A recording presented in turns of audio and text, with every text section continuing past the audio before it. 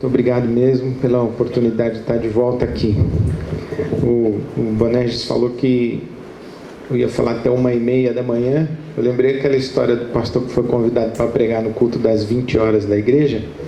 Aí quando passaram a palavra para ele, ele perguntou ao pastor assim: até que horas eu posso pregar? E o pastor disse: o irmão pode pregar até a hora que quiser. Quando der umas 9h30 nós vamos embora, mas o irmão pode pregar até a hora que quiser. Então, espero que vocês fiquem aí um pouquinho mais de 9h30. Bom, eu não preparei uma mensagem para hoje à noite. Eu, na verdade, me preparei mais ou menos para contar uma história. Contar a minha história de pastor de uma igreja local. Eu sou pastor na Igreja Batista de Água Branca desde janeiro de 1989. Então são 23 anos. Cheguei lá com 25 anos de idade, com meu filho, segundo filho, na barriga da minha esposa, Silvia, e a Fernanda, que é a nossa primeira filha, no colo. Então a nossa vida praticamente toda de família acontece dentro dessa comunidade, dentro dessa Igreja Batista de Água Branca em São Paulo. E acho que, se o tema é gente que faz, eu gostaria de repartir essa história de como foi que eu aprendi a fazer, o que foi que eu aprendi a fazer, com quem eu aprendi a fazer, o que eu estou fazendo, não como evidentemente não como uma fórmula, não como um pacote para você, mas como uma referência, uma história de um pastor de uma igreja local. A minha história começa bem antes de 89, porque cheguei no seminário para estudar em 1981, na Faculdade Teológica Batista em São Paulo, e lá conheci algumas pessoas interessantes que eu não imaginava que existiam, mas especialmente fui encontrado por um amigo, Roberto Nobuyuki Randa, Nobu, pastor, meu amigo até hoje, graças a Deus. E o Nobu me apresentou a CEPAL, me apresentou aos missionários da CEPAL, e por uma questão de generosidade divina, pela graça de Deus, um dos missionários da CEPAL resolveu me adotar e cuidar de mim, como um pai cuida de um filho. Ele me levava para almoçar, sabe, seminarista come mal, né? Mas naquela época o missionário americano, era um dia que eu me encontrava com Douglas, eu sabia que eu ia almoçar bem. Ele me dava livros de presente, ele discutia questões comigo, me mandava ler um livro, resumir. Então eu me lembro, o primeiro encontro que eu tive com ele, ele me deu um livro, devia ter umas 500 páginas, e ele disse: leia e resuma, e nós marcaremos o segundo encontro quando você tiver feito seu resumo. Eu imaginei que era um teste, eu fiz isso em uma semana. Li, resumi, preparei para ele o que eu aplicaria no meu ministério pastoral com um dia que eu fosse pastor daquele livro. E assim foi durante alguns longos anos, em que aquele homem abençoou muito a minha vida. Uma das literaturas que ele me deu era um artigo do Peter Wagner, falando sobre igrejas em Los Angeles. E o título do artigo era: escreva a sua filosofia de ministério.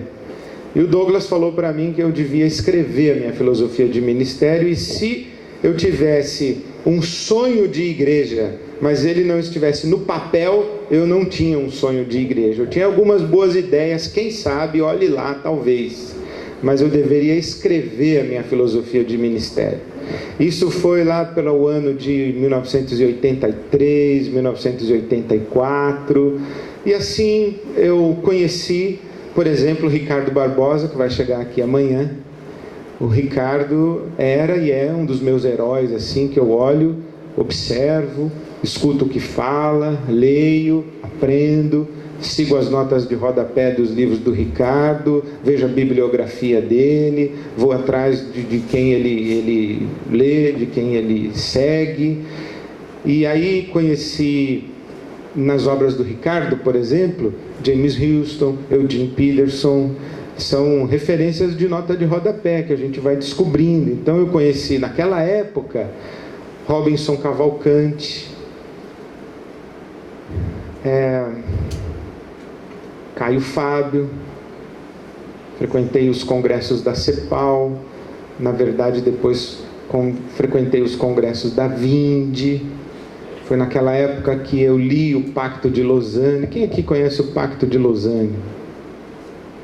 Então, Pacto de Lausanne, fiquei sabendo do Congresso Mundial de Evangelização que aconteceu na Suíça, na cidade de Lausanne, em 1974.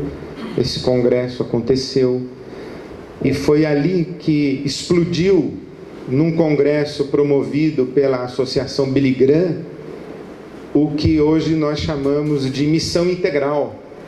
E foi a primeira vez num congresso daquele tamanho, ou com aquela representatividade, promovido pelos nossos irmãos norte-americanos, que os teólogos latino-americanos tiveram vez, tiveram voz, que eles falaram e foram ouvidos e deram uma contribuição significativa.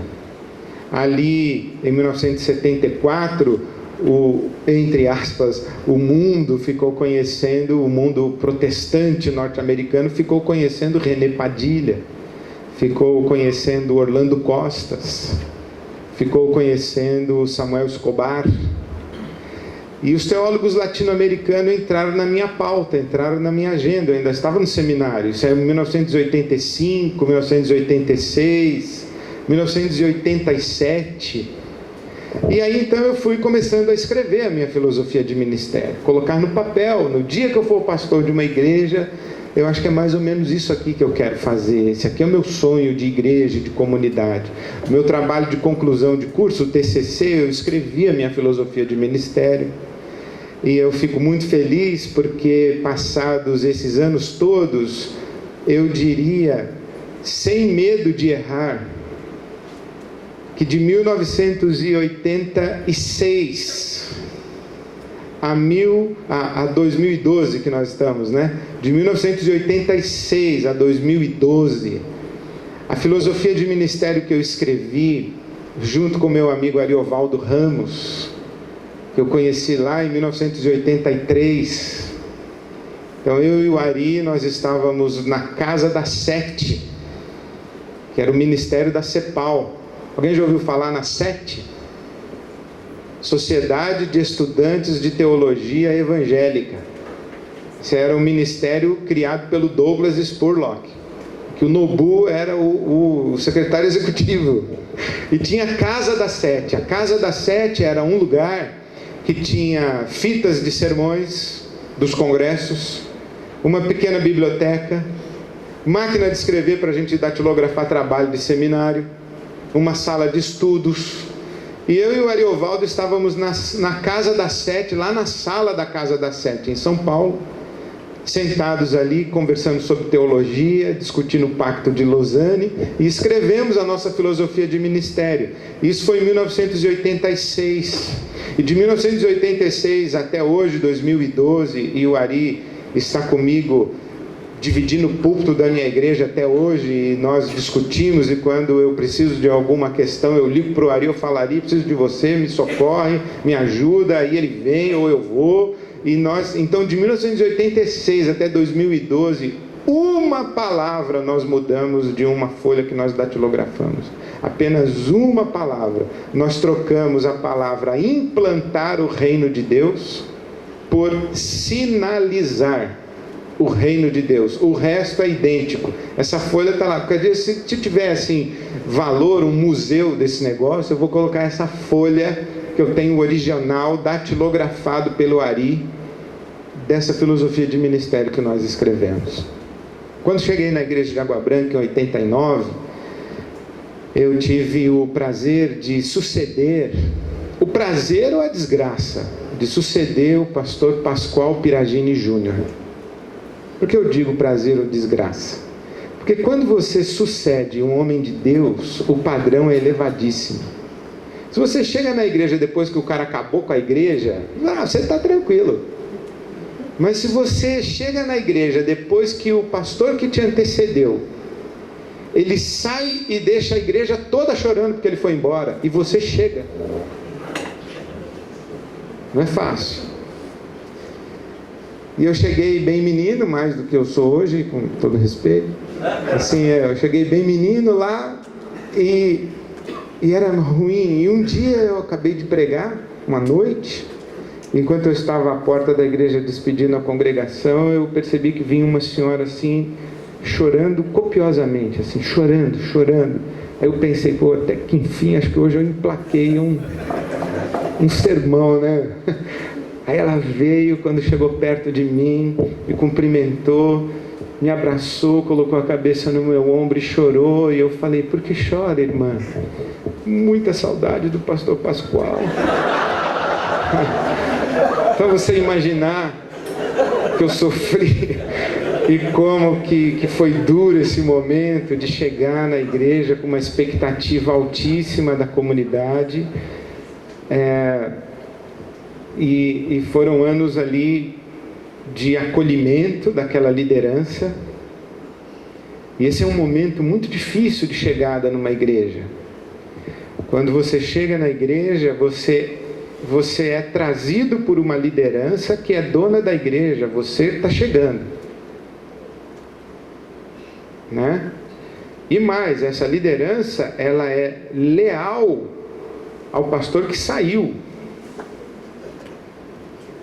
Se não foi ela que saiu com ele, o que deixa você numa situação muito mais delicada, porque ela olha para você dizendo, ó, nós já saímos com outro, nós podemos sair com você a qualquer hora. Antes de ir para a igreja de Água Branca, eu era pastor numa igreja na cidade de Jundiaí, pertinho de São Paulo. E ali tinha uma liderança bem difícil. O pastor que me antecedeu saiu da igreja nas seguintes condições: numa reunião de diretoria, o vice-presidente da igreja levantou-se, pegou a máquina de escrever, colocou em cima da mesa na frente dele e falou, escreva a sua carta de demissão. E ele escreveu, entregou, foi embora e eu cheguei. Depois fui para Água Branca. Então lá eu herdei uma liderança forte, sólida, leal ao pastor que me antecedeu, e o pastor que me antecedeu era um homem de Deus que deixou a igreja toda chorando quando foi embora. E aí o que você faz? Eu vou dizer para você o que eu fiz. Eu me submeti àquela liderança como um filho aos seus pais. Eu tinha 25 anos, os homens daquela liderança tinham 50, 55, 60. E eu falei, eu não vou rachar com esses homens. Eu vou andar com eles. Eu vou conquistar a confiança deles, ou eu não sei quem vai dar aqui. Demorou uns 4 anos para que finalmente a igreja começasse a perceber que ela tinha um novo pastor. Uns 4 anos. Depois de uns 4 anos eu reuni a liderança da igreja no salão social, como nós chamamos. Falei assim, pessoal, nós precisamos definir para onde essa igreja vai. E eu já estava com a minha filosofia de ministério ali na gaveta, em oração, e tentando sobreviver. Nos primeiros 4 anos da minha vida como pastor da igreja de Água Branca, eu não fiz quase nada, eu tentei sobreviver. Porque o estatuto da igreja dizia que anualmente a igreja votaria se eu continuaria ou não. Quando renovava o mandato da diretoria, renovava também, a assembleia renovava ou não o mandato do pastor. Então, todo mês de outubro, 89, eu cheguei em janeiro, quando foi em outubro, já teve assembleia para renovar o meu mandato. 90, 91, 92, 93... Foram 5 anos até que em 93 ela renovou meu mandato por 2 anos e não por ano a ano, né? Então 2 anos. Acho que já está começando a melhorar. E quando eu reuni a liderança da igreja ali naquele auditório, eu falei, precisamos saber para onde a gente vai. um dos líderes mais maduros e que me abençoou muito e ficou conosco durante muito tempo, só saiu da igreja agora há pouquinho tempo porque os netos começaram a frequentar uma outra igreja com os filhos dele, então ele acabou indo para outra igreja, mas um homem de Deus que cuidou de mim, da minha família, e foi um líder muito fiel e muito abençoador da nossa comunidade. Ele levantou e disse assim: pastor, o senhor acha que o técnico do time reúne o time no vestiário e pergunta como é que o time quer jogar, ou o técnico faz uma preleção? Eu falei: o técnico faz uma preleção. Pois então, faça a sua preleção. Não pergunte para nós para onde a igreja vai. Aí eu fiquei louco da vida com aquilo. Esse pessoal não quer nada, é o pastor que tem que fazer tudo, é o pastor que tem que dizer para onde vai, é o pastor que tem que ir junto, que tem que levar, que tem que arrastar. Esse pessoal não quer nada. Fiquei bravo. Só que quando eu fiquei bravo, eu fui para casa e tinha um livro do George Barna chamado O Poder da Visão. Alguém conhece? Já leu? George Barna, O Poder da Visão. Aí eu fui reler o livro do Barna, estava escrito lá assim: a visão não precisa nascer em consenso, mas a visão precisa resultar em consenso. Aí eu falei: boa, eu escrevo, apresento para eles e vamos ver se eles topam fazer esse negócio, se vai ter consenso. Fui para casa, escrevi, apresentei para eles e eles falaram: é isso aí que nós queremos, então vamos fazer isso aí. Esse texto escrito chama-se Quebrando Paradigmas, que foi o primeiro livro que eu publiquei em 1994. Tem ali o registro da visão da igreja, a igreja que nós estávamos imaginando que nós íamos fazer ali na igreja de Água Branca. Isso foi em 94, mas aí eu lembro que em 1991 eu tinha recebido de presente do meu cunhado, que era diácono da igreja, uma folha do jornal A Folha de São Paulo, página inteira, do domingo, do dia 25 de dezembro de 1991. Página inteira, Folha de São Paulo, uma foto desse tamanho do Bill Hybels, e era uma reportagem sobre uma igreja diferente em Chicago, nos Estados Unidos. E eu li aquela reportagem, eu falei: esse cara copiou tudo o que eu queria fazer. É isso aqui que eu quero fazer. E eu lembro algumas coisas que ele falou, e uma delas foi: uma igreja para quem não gosta de igreja. Eu falei: eu não gosto de igreja. Eu não gosto de igreja. Não gosto de igreja, não gosto de culto, não gosto das músicas que canta no culto, não gosto dos instrumentos que toca, eu não gosto da roupa que o pessoal vai, eu não gosto do horário, eu não gosto de igreja. Eu não gosto de política de igreja, eu não gosto de religião, eu acho tudo isso uma enganação, eu acho a igreja um lugar de muita gente hipócrita, eu não gosto de igreja. Eu queria fazer uma igreja para quem não gosta de igreja, porque eu olhava para as igrejas morrendo, eu olhava para os pastores infelizes, olhava para os filhos dos pastores em crise, e eu pensava assim: não é possível que só exista esse jeito de fazer igreja, porque a igreja está morrendo, o pastor está infeliz, os filhos dele não aguentam a igreja e os caras continuam fazendo do mesmo jeito. Não dá certo. Eu não quero chegar daqui a 10, 15, 20 anos na minha vida, estar infeliz, com uma igreja morta e com meus filhos afastados da igreja e de Deus e não querendo saber de igreja e de evangelho, tudo machucado, tudo ferido. Eu não quero isso. Eu quero uma coisa diferente. Mas eu não sabia direito o que era e não sabia direito como fazer, e aqui entre nós também não tinha a menor moral para fazer, porque eu era menino. E tinha os camaradas que mandavam na igreja, que bancavam o meu emprego, que davam os dízimos pesados, e eu ia brigar com eles e ficar na mão com 2 filhos para criar. Era muito complicado. Concorda? Você conhece igreja, por exemplo, assim, que o pastor está lá, a igreja não aguenta ele, mas não tem como mandar embora porque ele não sabe o que ele vai fazer da vida? E a igreja vai definhando e ele definhando também? Já viu essa história em algum lugar? Eu falei: não, eu não quero isso para a minha vida. Tem que ter um jeito diferente de fazer a igreja. E quando eu ouvi falar da Willow Creek, em Chicago, de Bill Hybels, eu falei: olha, isso daí eu queria conhecer essa igreja. Isso foi em 1991. Eu não tinha internet, eu não tinha condição de ir para os Estados Unidos, eu não tinha nada. A primeira vez que fui para os Estados Unidos foi em 1995. Então eu fiquei 4 anos com uma folha de jornal, que eu li, reli, não sei quantas vezes eu li e reli aquela folha de jornal, pensando como seria essa tal dessa Willow Creek. Aí um missionário da Faculdade Teológica Batista foi lá numa conferência, no tal de Summit, e me deu umas cópias xerox lá da apostila do Summit. Era o que eu tinha, as cópias xerox lá da apostila da conferência de pastores e a folha de jornal de 25 de dezembro de 91. Fui tentando fazer a coisa andar, até que um dia eu me vejo no auditório da Willow Creek. Antes disso, como é que eu fui parar no auditório da Willow Creek em Chicago? Eu conheci um camarada chamado Armando Bispo, Fortaleza, Igreja Batista Central de Fortaleza. Eu conheci o Armando Bispo. Aí eu vim pregar aqui na igreja do Armando e falei assim: Armando, tem um cara que você precisa conhecer, Bill Hybels. Você já ouviu falar desse cara? Ele falou: meu chapa. Eu falei: como assim? Seu amigo? Ele falou: meu amigo, tenho todo o material dele, me autorizou a fazer aqui na igreja, rede ministerial. Eu falei: rede ministerial? Tu tem o material da rede ministerial? Fiquei alucinado, já estava traduzido em português, já tinha seminário de rede ministerial, e eu nunca sabia nada disso daí. Bom, conclusão, fiz o seminário da rede ministerial com Armando Bispo. Você não sabe, aliás, você sabe, se você é pastor, você sabe. Quando eu voltei de Fortaleza para São Paulo, o Armando me deu um disquete daquele pequenininho, sabe aquele um pequenininho? Que tinha aquele grandão e tinha um menorzinho, né? Ele me deu um daquele pequenininho lá, com, assim, uma apresentação bem superficial da rede ministerial.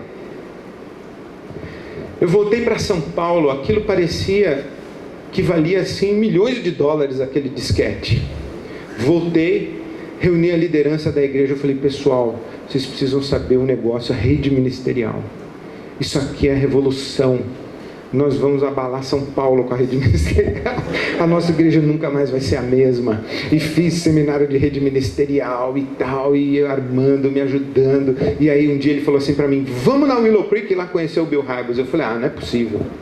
Isso é um sonho. Não é possível ir na Willow Creek. Ele falou: claro que é possível. Fomos para Willow Creek. Aí aconteceu a coisa que vocês não vão acreditar, porque nem eu acreditei.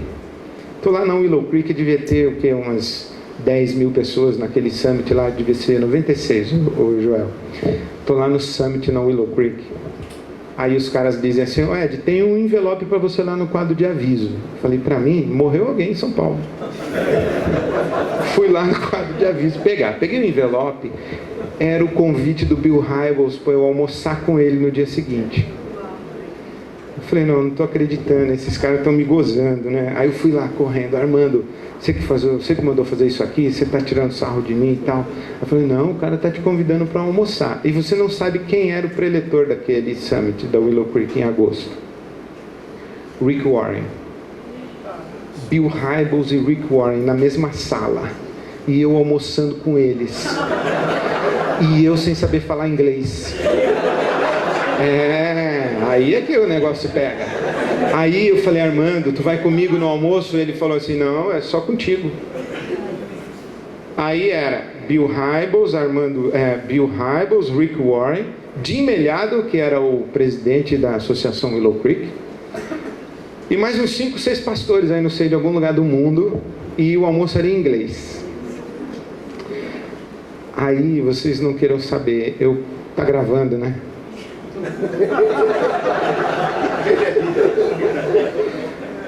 Literalmente, senhores, eu passei a noite no banheiro. Literalmente. E não foi estudando inglês. Fiquei imaginando como é que eu ia falar, porque o Armando me brifou. Ele falou: Ed, você vai ter que se apresentar e apresentar a IBAB. Apresenta a sua igreja. Ele já ouviu falar de você, ele já te conhece. Eu falei: não é possível que está acontecendo isso comigo. Quando eu subi no dia seguinte, que eu fui para a sala do almoço, eu estava passando mal, transpirando, e eu vi uma porta de banheiro assim. Você ria, né? Bem, você ria. Aí entrei, me ajoelhei e falei assim: Deus, esse é um dia que eu sonhei na minha vida. Eu não posso estar assim. Chorei. A pena que está gravando, mas eu peço desculpas. Eu vomitei até minha alma. Levantei, lavei o rosto, arrumei o cabelo e entrei na sala do almoço como o rei do Brasil. Entrei lá. Primeiro cara que eu vi, Rick Warren. Estendi a mão para ele e falou: "Nice to meet you." Tá! Começou a falar um monte de coisa lá e eu dizia: "Yes, very nice." E aí eu falei para ele assim: "Rick, o seu livro está sendo publicado em português e eu fiz o endosso da contracapa. Você sabia que o seu livro vai ser publicado em português?" Ele falou: "Eu não sabia." Eu falei: "Então, está sendo publicado em português." "Ah, que legal e tal." E aí rolou o almoço e tal. E eu sei que o Bill Hybels, no fim do almoço, virou para mim e falou assim: "Meu filho, a partir de hoje a mão da Willow Creek está sobre a sua cabeça." Aí eu não sei se eu desmaiei, o que aconteceu. Quando eu acordei no Brasil, eu pensei: na minha cabeça tem a mão do Pai, do Filho, do Espírito Santo e da Willow Creek. Agora, ninguém segura nós. Ninguém segura nós. Logo depois que eu fui na Willow Creek, eu fui convidado para falar no congresso da Associação das Igrejas Batistas Brasileiras na América do Norte, na Flórida, num lugar lindíssimo chamado Boca Raton, num lugar que era um paraíso, assim, um sonho, chamado Bible Town. E eu fui pregar naquele congresso, e quando eu entrei no auditório desse tal Bible Town,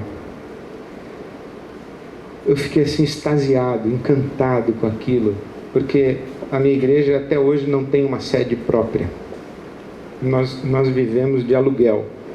E a igreja de Água Branca até hoje se reúne numa tenda, numa lona que é igualzinha a lona de um circo. É assim que a igreja hoje existe já desde 1999. Quando chegou ali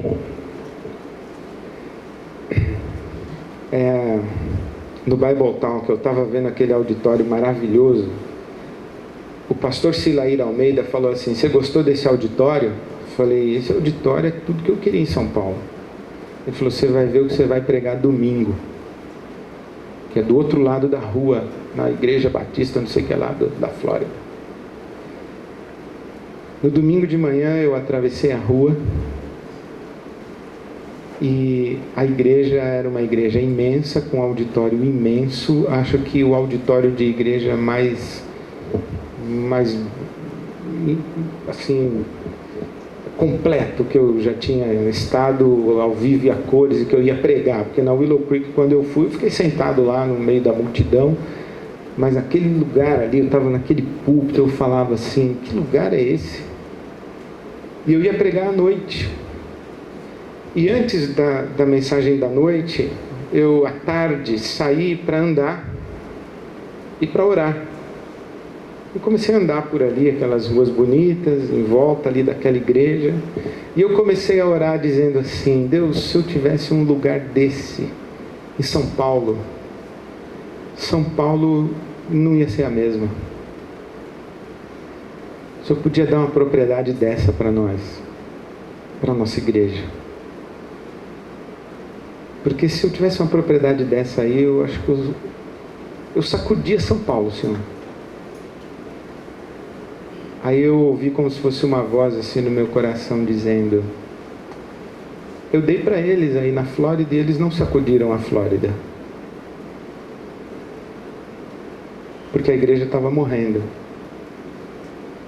Eu visitei uma igreja na Flórida que tinha 17 salas trancadas, cada uma com um piano.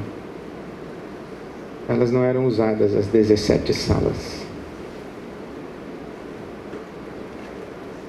E naquele dia tive assim uma outra crise de choro, andando pelas calçadas ali de Boca Raton, perto daquela igreja da Flórida.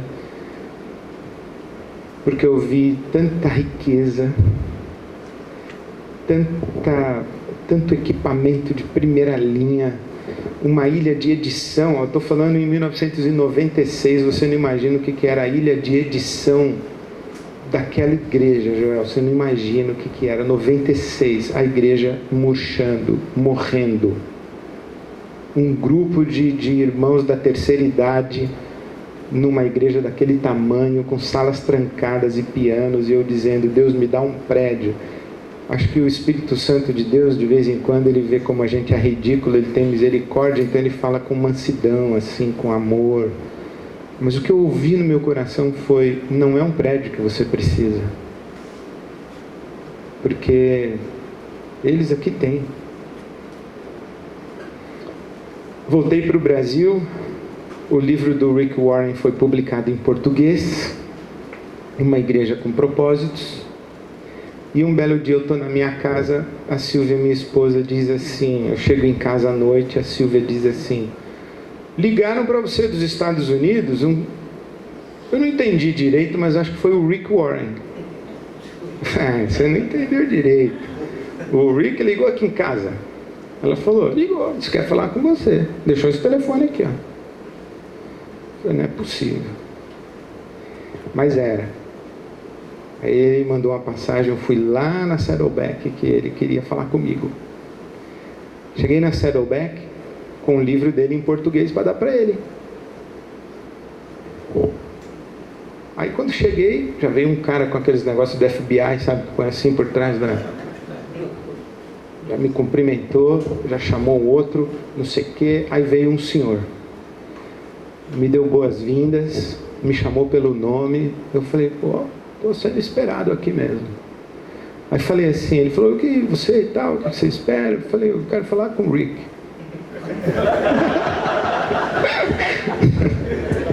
Eu estava com dois amigos, o Nobu e o meu outro amigo, que falava um inglês assim mais do que perfeito, e levei de auxílio.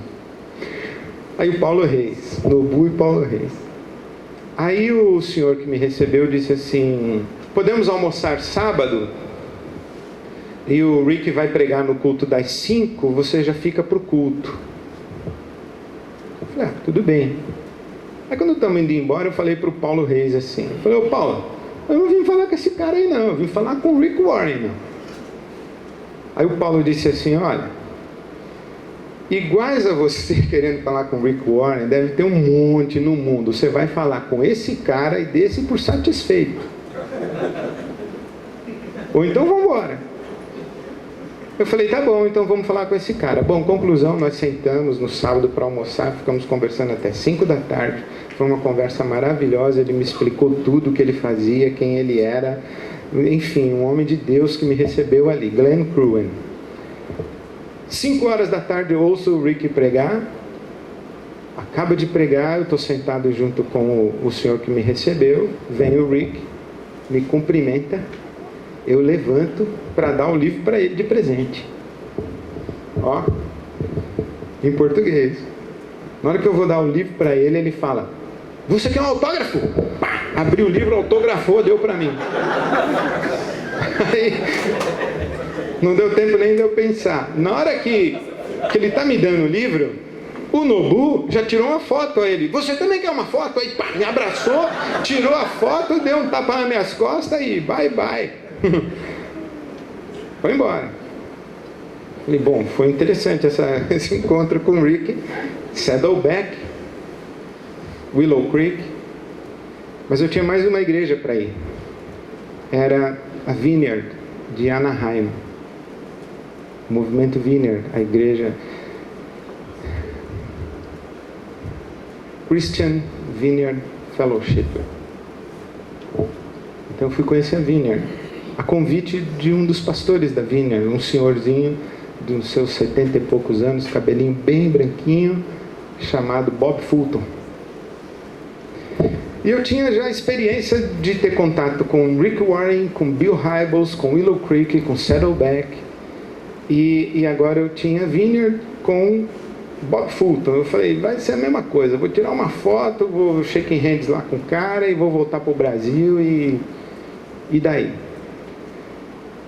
Chego no hotel onde eu ia conhecer o tal da Vineyard. Tinha um recado do senhor Bob Fulton para mim. Amanhã de manhã venho tomar um café com você, 7 horas. 7 horas, vou tomar um café. 7 horas eu desci, ele estava lá sentado. Olá, Bob, tudo bem? Sentamos para tomar o café às 7 da manhã, quando eram umas 11h30. Eu falei, não quero atrapalhar a sua agenda, seu tempo. Aí ele disse assim, meu tempo é seu. Falei, como assim o seu tempo é meu? Falei, você não veio do Brasil para conhecer minha igreja, me conhecer? Então, eu bloqueei a semana para você. Eu falei assim, a semana inteira? Ele falou, a semana. Se você quiser, a gente pode andar no parque, pode tomar sorvete, pode dormir, pode fazer oração lá no meu gabinete, pode ficar lendo, posso mostrar a Califórnia para você, o que você quiser fazer. Tem uma semana para você. Você vai ficar até quando? Não é até tal dia? Eu falei, então, até tal dia. Quero que você conheça a minha esposa, meus filhos, meus netos, minha igreja. Falei, esse cara está querendo alguma coisa comigo. Tem algum interesse por trás desse cara. Comecei a ouvir a história da Vineyard. Uma igreja que em 20 anos saiu de 0 para 2.000 igrejas. E das 2.000 igrejas, 1.200 foram plantadas. 800 aderiram. Então pensa numa igreja que em 20 anos plantou 1.200 igrejas. Conhece alguma? Ok. Num dos almoços que eu estava com o Bob Fulton, ele me contou a história da Vineyard. Ele disse que começou a Vineyard, ele e o cunhado dele chamado John Wimber, na sala da casa deles. John Wimber era um camarada que tinha uma banda que tocava em Las Vegas, aí se converteu. E eles começaram a fazer uma reunião de oração com alguns poucos casais na sala da casa deles. O John Wimber sabia tocar violão e eles sabiam fazer oração. E eles começaram isso sem muita orientação. Aí um dia apareceu um sujeito lá que foi ensinar para eles um louvor. E quando esse sujeito tocou um violão lá, tinha 4 ou 5 casais na sala, tocou um violão, e alguém pediu para o sujeito lá que fez o louvor orar, o camarada foi lá, pôs a mão na cabeça da moça e falou, vem Espírito Santo. Aí a moça, caiu no chão. Aí eles eram inexperientes e ficaram lá, olhando aquela moça no chão, sem saber o que fazer. E o homem do violão falou, o Espírito Santo veio, está cuidando dela, Deus abençoe vocês, estão indo embora. Pegou o violão, foi embora e deixou a mulher lá caída no chão e eles dois no meio da sala sem saber o que fazer. Bom, conclusão que a senhora levantou, a vida transformada, e eles convidaram o camarada para voltar outras vezes, e a igreja foi crescendo até que ela chegou a reunir 500 pessoas num ginásio. E um camarada chegou lá um dia no ginásio e falou assim, bom, o Espírito Santo quer encher a sua vida. Se você quiser que o Espírito Santo de Deus encha a sua vida, sai do seu lugar e vem aqui à frente agora que eu vou orar. Aí ficou um silêncio. Aí o homem disse assim, vocês não querem vir? Então o Espírito Santo vem. Vem Espírito Santo. Aí foi uma confusão no auditório, começou a cair um por cima do outro, o pessoal chorando, caindo no chão aos prantos, de joelhos, e consagrando a vida a Deus, confessando o pecado alto. Teve gente que saiu correndo do templo, foi embora, foi uma confusão. Que ao final daquela noite, John Wimber e Bob Fulton estavam no estacionamento daquele ginásio, um olhou para o outro, e aí eles falaram, olha, esse tal desse Espírito Santo acabou com o nosso ministério. Porque depois dessa confusão que deu aqui, os pais não vão mais deixar os filhos deles virem aqui, etc, etc. E aí, foram para casa, e o John Wimber, na madrugada, numa daquelas madrugadas, recebeu um telefonema de um pastor amigo, disse assim, John, eu estou ligando para você para dizer que foi o Espírito Santo mesmo quem fez o que aconteceu na sua igreja essa noite. Que é para você dormir em paz. E ele falou, mas o que mais que o Espírito Santo falou para você? Ele falou: só isso. Então tá bom. Aí ele falou: não, tá bom não. O que aconteceu na sua igreja hoje à noite? Que Deus mandou eu ligar para você para dizer que foi Ele que fez. Ele falou: você não queria saber. Daquela experiência, naquele ano, eles foram na festa de formatura do filho de alguém lá da igreja, no college, na high school. E quando acabou a festa de formatura, um menino levantou-se e disse assim, um dos jovens da igreja Vineyard de Anaheim, disse assim: quem participou do grupo de estudo bíblico aí durante o ano, nós vamos fazer uma festa na casa do fulano de tal. Se vocês depois aqui quiserem ir lá, vocês podem ir. O John Wimber e o Bob Fulton, que eram os pastores da igreja, foram na tal festa lá para saber o que estava acontecendo. Quando eles chegaram lá, parecia assim um jogo de futebol, assim, de esporte náutico, reunido. Uma multidão, carro para tudo que é lado. Eu falei: o que está acontecendo? Aí entraram, começaram a ouvir música de louvor, louvor, louvor. E na piscina, os meninos sendo batizados na piscina. Eles falaram: agora que acabou de vez o nosso ministério. O Bob Fulton está me contando essa história, e ele disse que 90% dos meninos que foram batizados naquela piscina eram pastores e haviam plantado boa parte das 1.200 igrejas que existiam 20 anos depois. Numa das vezes que o Bob Fulton foi pregar na minha igreja em São Paulo, na Água Branca, ele fez a mesma coisa. Chegou lá na frente, levantou a mão, eu olhei para ele e falei: tu não vai falar, vem. Mas ele falou: vem Espírito Santo. A juventude da igreja toda veio à frente, se derramou, chorou, rolou no chão. Eu fiquei olhando aquilo apavorado assim. E ele do meu lado, eu falei: Bob, e era domingo à noite, e depois do culto eu o levei para o aeroporto de Guarulhos e ele embarcou de volta para os Estados Unidos. Eu olhei assim, aquilo acontecendo, falei para ele, Bob, o que eu faço agora? Ele falou: não sei. Você que é o pastor da igreja não sabe, eu vou saber. O que você faz? Pergunta para o Espírito Santo. O que você faz? Eu falei: como assim? Ele falou: é assim. Eu falei: eu deixo isso acontecer ou não deixo? Ele falou: problema seu. Se você acha que deve deixar, deixa. Se acha que não deve deixar, não deixa. Tá bom, então vai ser assim. E com a Vineyard nós aprendemos, que é uma coisa que nós fazemos até hoje, quando as pessoas vêm à frente, elas nunca vêm sozinhas, alguém vem e ora por elas. Aliás, a gente podia fazer isso aqui amanhã de manhã. Você vem, fala assim: você quer que eu ore por você? Algum motivo especial? Não. Então tá bom. Aí põe a mão assim na pessoa e fala: Senhor, o Senhor conhece esse irmão aqui, Deus abençoe ele, vem e manda o teu Espírito Santo sobre ele. É o que a gente faz na nossa igreja até hoje. As pessoas são abençoadas, as pessoas se convertem, as pessoas choram, elas confessam pecado, elas são curadas, elas... É assim que acontece. Passados esses anos todos, eu aprendi com a Willow Creek fazer uma igreja para quem não gosta de igreja. Aprendi com a Willow Creek os princípios da rede ministerial. Aprendi com a Saddleback a importância de você ter um sistema de discipulado. O Rick Warren diz uma coisa muito interessante: você tem o cara que frequenta, depois ele é multidão, depois ele é membro, depois ele é ministro. Ele é multidão, frequentador, membro, ministro. É o diamante dele lá do beisebol. Como a gente aqui no Brasil não tem beisebol, a gente tem que inventar uma outra coisa, mas foi o que eu aprendi, a importância de um discipulado. E a Vineyard foi um temperão assim, carismático na nossa comunidade. Quando foi 1999, mais ou menos, eu estava muito confuso.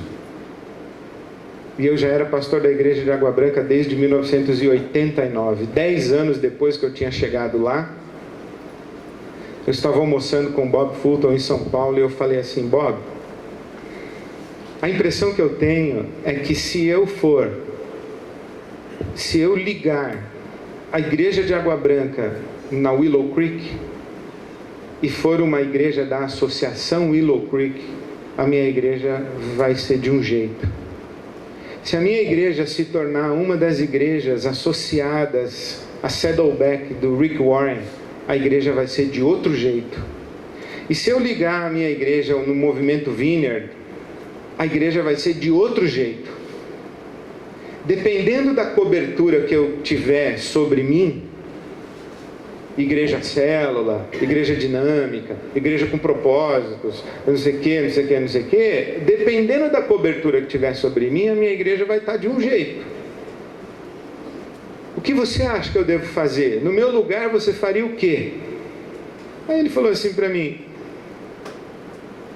eu pararia de procurar esse negócio aí que você está falando de cobertura, porque você já tem a cobertura de Jesus Cristo e do Espírito Santo de Deus. Para que você quer a cobertura da Saddleback? Para que você quer a cobertura da Vineyard? Para que você quer a cobertura da igreja com célula? Para que você quer a cobertura do quê? Você não tem o Espírito Santo já? Então seja você mesmo. Reuni a liderança da igreja e falei: pessoal, nós vamos ser nós mesmos. E o Espírito de Deus vai fazer na nossa comunidade o que Ele quiser fazer. Amém. Agradeci a Deus, Vineyard, Saddleback, Willow Creek. Agradeci a Deus o movimento da missão integral, todos os teólogos latino-americanos que eu li. Agradeci a Deus a minha formação batista numa igreja batista. Eu cresci numa igreja batista. Eu fui formado dentro da teologia batista, da eclesiologia batista. Eu agradeci a Deus tudo isso e falei: bom, agora é hora da IBAB. O que eu quero dizer para vocês é que demoraram, ou foram necessários 10 anos, desde que eu cheguei na Igreja Batista de Água Branca em 1989 até 1999, para que eu finalmente entendesse que Deus queria usar a mim e a minha igreja de um jeito que Ele só poderia usar a nós nesse conjunto. Porque eu não sou Bill Hybels, eu não sou Rick Warren, eu não sou John Wimber, eu não sou Billy Graham, eu sou eu mesmo. A minha comunidade não fica em Chicago, não fica na Califórnia, você entendeu? Então, parei. Minha igreja não é chilena, não é peruana, não é argentina, para os teólogos latino-americanos virem falar o que eu tenho que fazer em São Paulo. Falei: bom, 10 anos, passaram-se 10 anos. Depois de 10 anos, eu acho que me reconciliei com a teologia da missão integral e com a teologia latino-americana. E amanhã de manhã eu queria falar para vocês sobre o que é teologia latino-americana e um conceito de missão que hoje nós temos. Se você perguntar vou terminar dizendo isso. Se você pensa o seguinte: aqui tem um camarada novo convertido, está aqui, novo convertido, e aqui está o mesmo camarada maduro na fé, que o Paulo, o apóstolo, chama em Colossenses 1:28 de teleios, completo, né? Maduro. Esse camarada teleios aqui, de Colossenses 1:28. Você tem lá o novo convertido, aí ele vem aqui e ele se torna teleios. Se você perguntar qual é o fator determinante para que um camarada novo convertido se torne um teleios, você vai encontrar um pastor, ele vai dizer assim, o Rick Warren, ele diria para você, porque no livro dele, Igreja com Propósitos, foi isso que ele disse. Eu não sei se hoje ele ainda diria isso, mas no livro dele, Igreja com Propósitos, ele disse: se você pegar um novo convertido e no primeiro momento do primeiro tempo você der um discipulado consistente para ele, esse cara vai se tornar um cristão maduro. Se você não discipular logo depois que ele nasceu, esquece porque vai estar estragado. Rick Warren.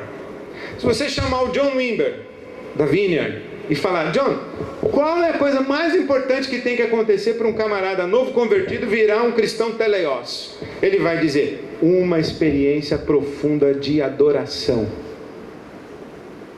Se ele não, por exemplo, os irmãos da Lagoinha, qual é o mote da Lagoinha? Qual é a expressão mais comum da igreja da Lagoinha? Diante do trono. Coloca o cara diante do trono, porque é Deus quem faz a obra na vida dele. É uma experiência profunda de adoração. O Rick Warren vai dizer: é discipulado, hein? Se você pegasse um Oswald Smith, ele ia dizer assim: é paixão pelas almas. Se não tiver paixão pelas almas, não adianta ficar diante do trono nem discipulado. Você pega o movimento pentecostal, eles vão dizer assim: é o batismo com o Espírito Santo.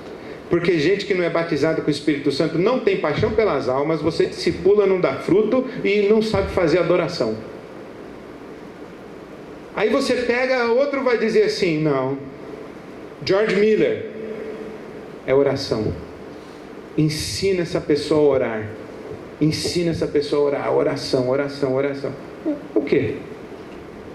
Qual que é o fator determinante? Você votaria em qual? Espírito Santo, adoração, discipulado, oração, paixão pelas almas?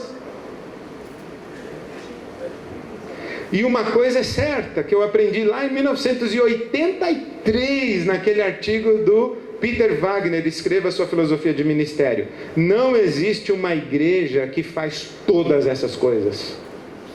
As igrejas, elas têm uma característica própria. Uma é a da adoração, a outra é da missão, a outra é da oração, a outra é do poder do Espírito Santo, a outra é da palavra de Deus. Não tem uma igreja que tem tudo. Não tem. Você tem que... E você não escolhe. Você não escolhe. Uma outra igreja vai falar: é célula. Se não tiver integrado na célula, não adianta, que não vai adiantar orar, não vai adiantar, você tem que integrar na célula. Não tem uma igreja que tem tudo. E aí a gente vai de congresso em congresso falando assim: deixa eu ver qual é a história de sucesso desse cara. Ah, é célula. E esse aqui? Ah, é adoração. E esse aqui? Ah, é o discipulado. Ah, e esse aqui? Aí a gente vai achando que o segredo está naquilo ali, ó. Não está. O segredo está em que você observa tudo, bebe em tudo que é fonte, lê tudo que é livro. E talvez, no meu caso, demorou 10 anos que eu parei de ficar procurando qual é o segredo. Por exemplo, fui fazer Encontro de Casais com Cristo, ECC. Falei: será que eu vou levar esse negócio para São Paulo, para minha igreja tal? Fui fazer, não vou levar, isso aqui não combina na minha igreja. Em São Paulo não sei se combina, acho que não, mas na minha igreja não combina. Não levei ECC. Estou lá um belo dia na minha igreja, Joel, chega um cara: pastor, vim aqui, sou de Recife, eu cheguei aqui, o senhor conhece ECC? Eu falei: conheço, não quero saber. Porque chegou uma hora da minha vida que eu parei de procurar a grande estratégia, parei de procurar a grande estrutura da igreja, o segredo, qual é a ênfase, qual é o ministério. Então eu falei: nós somos isso aqui, Igreja Batista de Água Branca, nós somos isso aqui. Teve uma hora que eu parei de procurar, parei de ir em congresso, parei de visitar a igreja, até me deu alergia quando alguém falava: lê esse livro aqui que é legal, é Crescimento Natural da Igreja. Eu não quero saber disso mais. Já sei quem eu sou. Eu já sei quem eu sou. Demorei 10 anos da minha vida lidando com congresso, com palestrante, com pastor de sucesso, com estratégia de sucesso, com não sei o que, com não sei o que, com não sei o que, não sei o que, até que eu cheguei. E hoje nós somos o que nós somos. Aprendemos com todo mundo, mas foi ali, de joelhos, que nós somos o que somos. Eu termino contando a última história para você. Em 1989, o preletor do congresso da CEPAL foi um camarada chamado Bruce Wilkinson, que talvez você conheça o livro dele, A Oração de Jabez, né? Mas você já ouviu falar em Walk Through the Bible, Caminhada Bíblica? Não ouviu falar? Interessantíssimo. Caminhada bíblica era o ministério, o carro-chefe do ministério de Bruce Wilkinson. Quando ele veio em 89 no Brasil, meu filho nasceu em abril de 89, no meio do congresso da CEPAL. E eu não pude ir no congresso da CEPAL, porque ele foi o preletor. Mas no domingo anterior, o congresso da CEPAL começou na segunda, domingo anterior, o Bruce pregou lá na minha igreja, domingo à noite. Chegou lá, pediu uma Coca-Cola com gelo no meu gabinete, virou para mim com a maior cara de pau e falou assim: o que você quer que eu pregue hoje? Falei: o que Deus colocar no seu coração, meu irmão. Aí ele falou: Deus colocou no meu coração que eu devo pregar o que você quer que eu pregue, porque você é o pastor da igreja.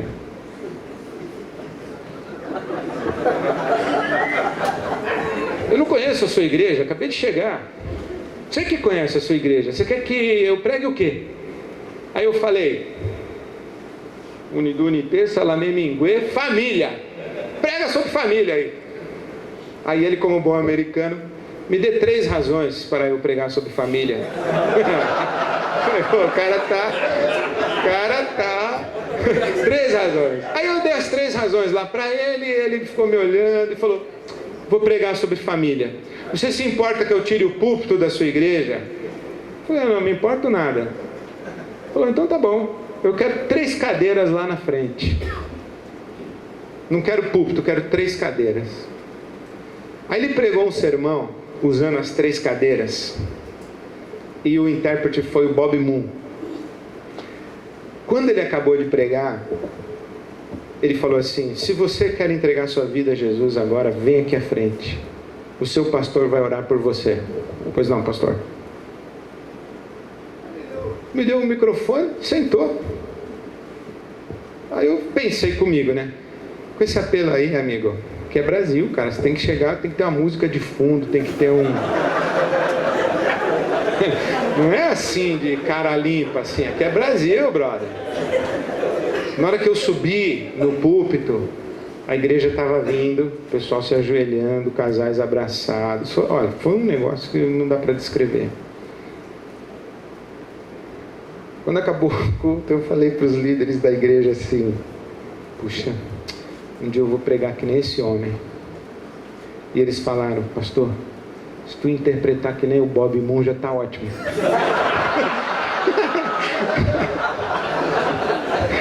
Tudo bem. Até hoje, irmãos, esse sermão do Bruce Wilkinson, As 3 Cadeiras, são 3 gerações. Eu prego ele na minha igreja de vez em quando. Até hoje é o CD que mais sai, que o pessoal mais baixa. Quando eu prego, ele pá, estoura. E quantas vezes eu já ouvi gente falando assim: pastor Ed, seu melhor sermão é aquele das cadeiras. Quer dizer, o melhor sermão meu não é meu, mas no reino de Deus é assim. O Dr. Werner Castro foi meu professor no seminário. Eu falei para ele, né: posso pregar sermão dos outros? Ele falou assim: meu filho, você pode pedir um machado para qualquer um, mas para derrubar a árvore a força é sua. Eu falei: boa, então eu vou pegar o machado dos outros, mas eu vou derrubar a árvore com a minha força. Então tá bom. Naquela semana do congresso da CEPAL, eu não pude ir passar a semana toda, meu filho estava nascendo, eu fui passar um dia. E tive a oportunidade de conversar com Bruce Wilkinson. Eu estava chegando, era 89, era o meu primeiro ano de ministério na igreja de Água Branca. Eu tinha 25 anos de idade, um filho nascendo e uma filha no colo, recém-casado. E comecei a falar com ele assim: Bruce, como é que você prepara o seu sermão? Como é que você faz? Como é que você estuda? Como é que você escreve o esboço? A ilustração, aquela ideia das cadeiras, aquele negócio foi fantástico, foi genial. O que você faz? Aí fiquei a tarde toda perguntando, e ele respondendo, e eu anotando, e eu perguntando, e ele anotando, e lá. E aí chegou uma hora que o Douglas Spurlock falou: mais uma pergunta só, chega. Aí falei: tá bom. Aí eu falei: bom, então, Bruce, qual conselho você daria a um jovem pregador? E ele falou: ó, pausa, 1989. Qual conselho você daria a um jovem pregador? Ele disse: pare de procurar o segredo. Feche a porta do seu quarto, ajoelhe-se e agonize diante de Deus. Se você agonizar diante de Deus, Deus vai dar a você o que falar ao seu povo. Pare de procurar o segredo. 1989. 1999. Bob Fulton. Você acha que eu devo ser uma igreja Vineyard, uma igreja Saddleback, uma igreja Willow Creek, uma igreja... Pare de procurar o segredo. Você já tem o Espírito Santo. Para que você quer outro segredo e outra cobertura? Deu para entender? 10 anos. Agora, eu não me arrependo de nada do que eu fiz ao longo daqueles 10 anos, porque eu acho que a maneira como eu me consolei que Deus tem misericórdia de mim, é que eu passei 10 anos agonizando, ouvindo um pregador, indo no mais um congresso, lendo mais um livro, tirando mais uma xerox, montando mais uma estratégia, escrevendo mais uma filosofia. Eu fiquei 10 anos em agonia, até que finalmente eu acho que Deus falou comigo a maneira como Ele queria me usar e como Ele queria usar a minha igreja. Eu não sei quanto tempo você vai ter que agonizar, se você já agonizou e você já está agora numa outra fase que você não agoniza mais, agora você trabalha feito louco, porque Deus já deu a você e já encheu o seu coração e da sua comunidade, ou se você ainda está agonizando. Mas eu não me arrependo de tudo que eu fiz, de tudo que eu passei, eu não contei tudo, tem mais coisa, que eu também falei o que eu acho que eu devia falar. Mas você não sabe, quando você for contar a sua história daqui a 10 anos, se essa noite vai estar na sua história ou não vai.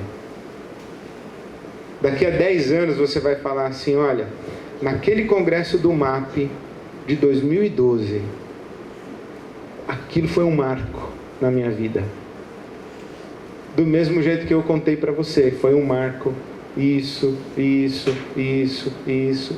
Você não sabe, você não sabe, enquanto você está escrevendo a história, se aquilo faz parte da história ou não faz parte. Você não sabe, quando você recebe um pregador convidado na sua igreja, que nem aquele americano das cadeiras foi na minha igreja, se aquilo faria parte da minha história ou seria mais um cara que pregou na minha igreja, como outros tantos pregaram. Você não sabe se aquele livro, se aquele congresso, se aquela conversa, se aquela crise, se foi ali que Deus forjou você para você vir a ser. Então, entre de cabeça e agonize. Esse é o texto de Colossenses capítulo 1, 28. E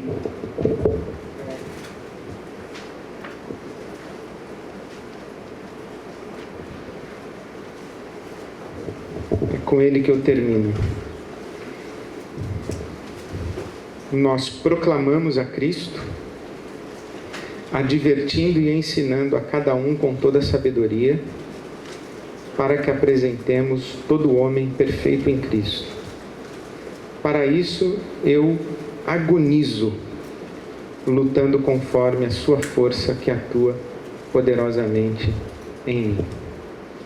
Colossenses 1, 28 e 29. Paulo dizendo, nós proclamamos a Cristo, advertindo e ensinando a cada um com toda a sabedoria, para que apresentemos todo homem perfeito em Cristo. Para isso eu me esforço. Eu estou lendo a NVI. A tradução aqui seria mais exata, para isso eu agonizo. Eu agonizo, lutando conforme a sua força que atua poderosamente em mim. Amém. Amém.